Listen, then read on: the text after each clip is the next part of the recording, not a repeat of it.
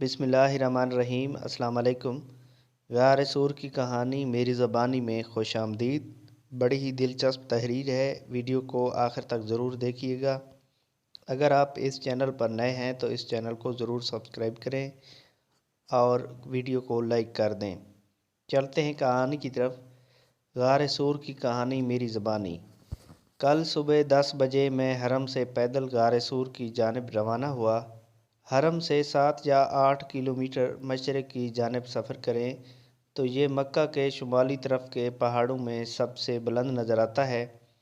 कहते हैं इस पहाड़ का नाम एक पुराने शख्स सूर बिन अब्दुल मनात के नाम पर रखा गया है।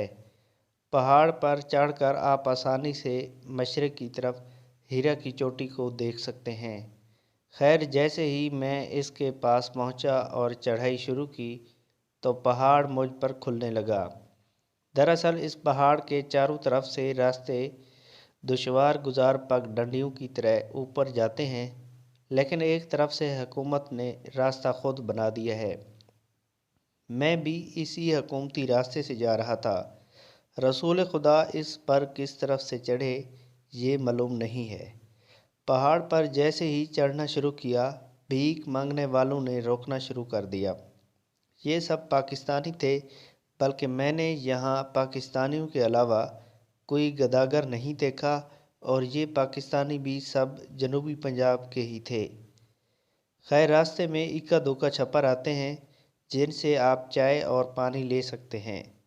मेरे आगे आगे एक आदमी 3 गधों को हाँके जा रहा था। इनमें से एक गधा ऊपर चढ़ते हुए बार बार लीद भी कर रहा था। उन गधों पर पानी लदा था।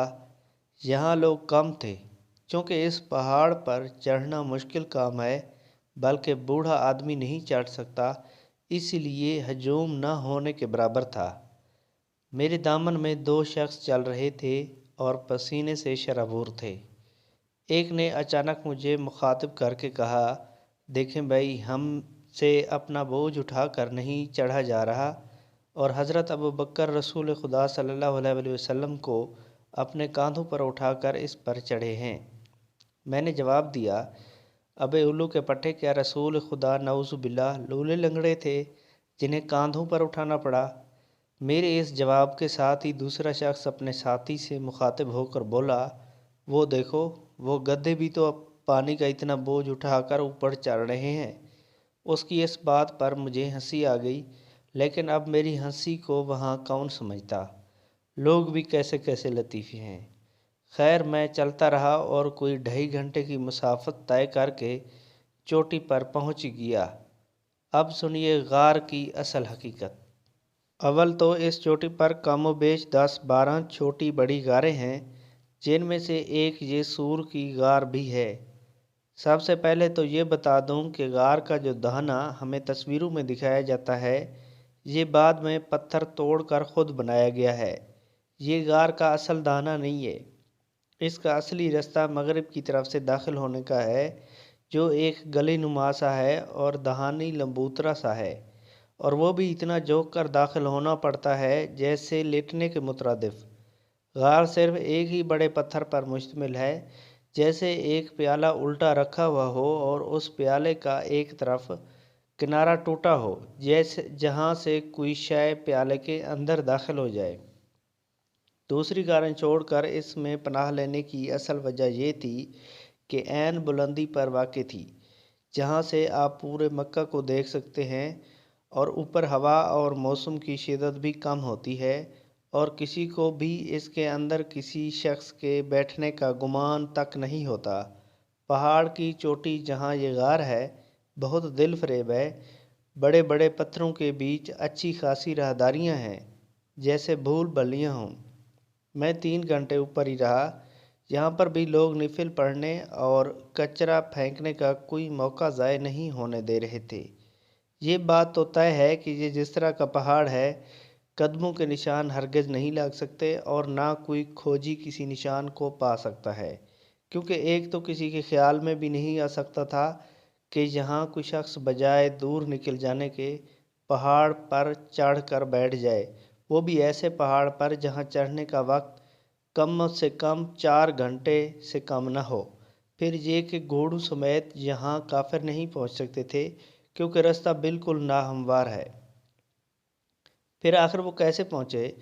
جب تاریخ کا باریک بینی سے مطالعہ کرتے ہیں تو حقائق چشم کشا ہیں، جو کسی دن میں بعد میں لکھوں گا، لیکن مختصر بتاتا چلوں تو یہ ہے کہ رسول خدا صلی اللہ علیہ وسلم رات جب اپنے گھر سے نکلے تو اکیلے ہی کوہ ابو قبیس کو پار کر کے رات ہی اس غار پر پہنچے۔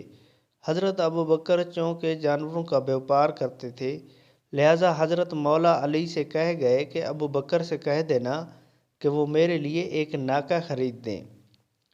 دوسرے دن جب حضرت ابو بکر کو مولا علی نے رسول صلی اللہ علیہ وسلم کا پیغام دیا تو اس نے 2 ناکے خریدے، ایک اپنے لیے اور ایک رسول صلی اللہ علیہ وسلم کے لیے، جس کی حضرت علی رضی اللہ تعالیٰ عنہ نے انہیں قیمت ادا کی۔ جب وہ تیسرے دن یہ ناکے لے کر اس پہاڑ کے دامن میں پہنچے تو انہیں مالک بن فہیرہ نے دیکھ لیا۔ یہ ایک اونٹ چرانے والا آدمی تھا، لیکن ایک جنگجو بھی تھا۔ اسے شک ہوا کہ یہاں کوئی معاملہ ہے۔